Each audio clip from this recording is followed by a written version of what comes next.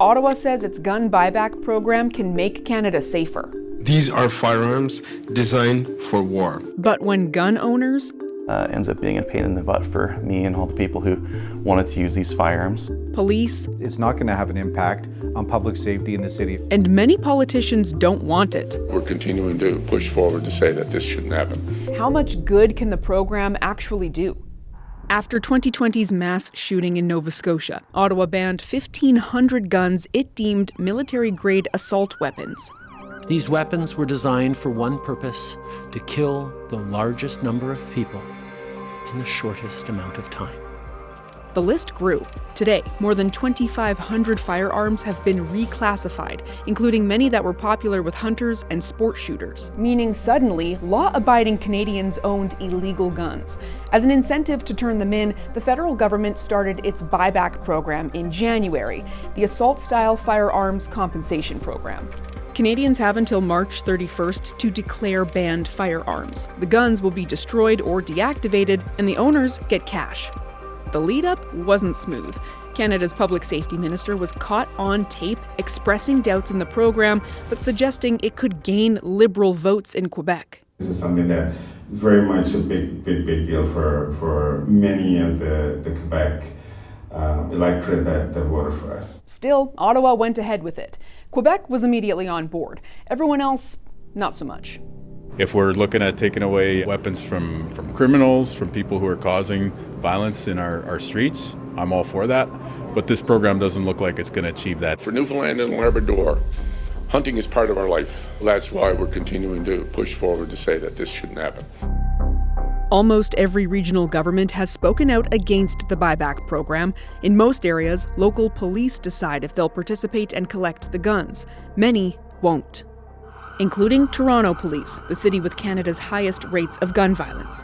The service says it'll instead focus on efforts where they have the greatest public safety impact, including targeting criminals who use illegal firearms, particularly those entering Canada from the United States.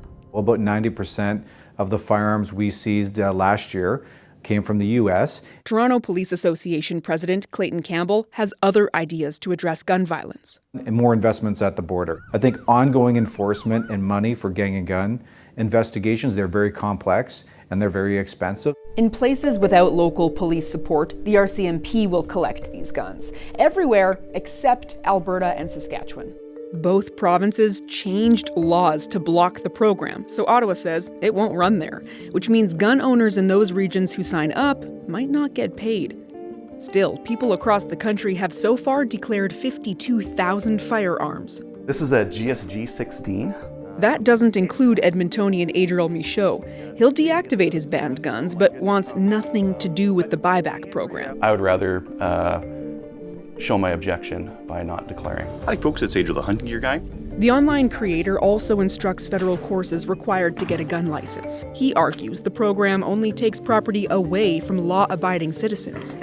You're asking for me to give up my hobby, give up tens of thousands of dollars worth of firearms and do something else. Is the restriction to what I'm allowed to do or what I'm allowed to own, is that worth what we're getting on the other side? Adriel is skeptical the program will achieve anything. There's going to be no change to homicide rates, to mass shooting rates. None of this stuff's going to change. It's kind of the curse of low expectations. Joel Negan studies public health policy effects on firearm violence in Australia, a country that introduced a buyback program after a mass shooting in the 90s and is contemplating another after December's Bondi Beach massacre. There's a substantial amount of firearm injury and firearm death that comes from people having access. But if the only intervention that a jurisdiction proposes is a gun buyback, I'm not convinced that by itself is going to lead to a substantial reduction. We need to address the methods, the access, the motivations that lead to firearm violence. That's all come up since tragedy hit northern BC. An 18-year-old in Tumbler Ridge shot family members, then opened fire at the local school, killing 8 people total, then shooting herself. She had an expired gun license, and police removed firearms from her home in the past due to mental health concerns. Those guns were later returned. People are trying to politicize, what this is about. It's not about guns, it's about mental health. Guns remain a major part of the RCMP's investigation into what happened, but they have yet to release what types of guns were used. Lives are at stake. Heidi Rathjen witnessed the École Polytechnique mass shooting in 1989. She and the gun control advocacy group Police Souvient say the RCMP needs to release the makes and models used to see if they're on the banned list. The public, and especially the families of the victim, have a right to know what happened. I mean, we have a number of gun control measures now that are in the process of being developed and implemented. And yet, when we have a tragic case that could inform the adoption of these measures, the police is not being forthcoming. How much should we be focusing on the buyback program when Tumbler Ridge highlights other gun laws that could be improved to address safety? It's not one or the other. We have gang violence, we have domestic violence, we have mass shootings, we have shootings of police officers. It is all worthy to fight these things. We don't have to choose between them.